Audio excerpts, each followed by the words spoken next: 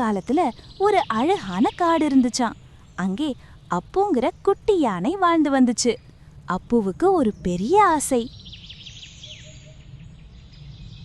Wow, அந்த பறவைகளை பார்க்க எவ்வளோ அழகா இருக்கு. எனக்கும் சிறகு இருந்தா நானும் வானத்துல ஜாலியா பறப்பேன்ல.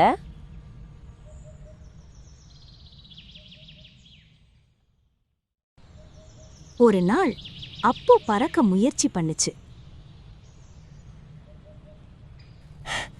இன்னைக்கு நான் கண்டிப்பா பறந்துடுவேன். 1 2 3 ஜூ. அம்மாடி, இடுப்பு போச்சே. யானைக்கு பறக்க ஆசையா? விழுந்துருச்சு பாரு. அப்பு ரொம்ப சோகமா உட்கார்ந்துச்சு. அப்போ அப்புவின் நண்பன் சிட்டுக்குருவி அங்கே வந்தது. ஏன் அப்பு வருத்தமா இருக்க? உன்னால பறக்க முடியலன்னா என்ன? எல்லாரும் என்னை பார்த்து சிரிக்கிறாங்க சிட்டு.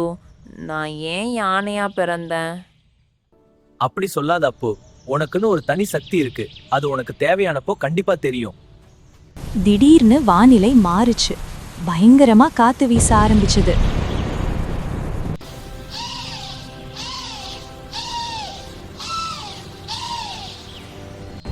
ஐயோ, என் கூடு, என் குஞ்சுகள், அந்த மரம் விழப்போகுதே, யாராவது காப்பாத்துங்களே. தான் நண்பன் ஆபத்துல இருக்கிறத பார்த்த அப்பு யோசிக்கவே இல்ல. வேகமா ஓடினான். பயப்படாத சிட்டு, நான் இருக்கேன்.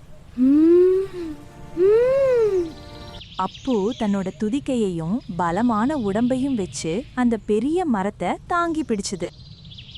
புயல் நின்னது. அப்பு எல்லாரையும் காப்பாத்திடுச்சு. எங்களை மன்னிச்சிடு அப்பு, நீ நிஜமாவே பலசாலிதான். நன்றி அப்பு. பாத்தியா, எங்களால வானத்துல பறக்கத்தான் முடியும், ஆனா விழற மரத்தை தாங்க உன்னால மட்டும்தான் முடிஞ்சது. ஆமா சிட்டு, எனக்கு என் பலம் என்னன்னு இப்ப புரிஞ்சிருச்சு. அப்புவுக்கு அன்னிக்கு ஒரு விஷயம் புரிஞ்சது.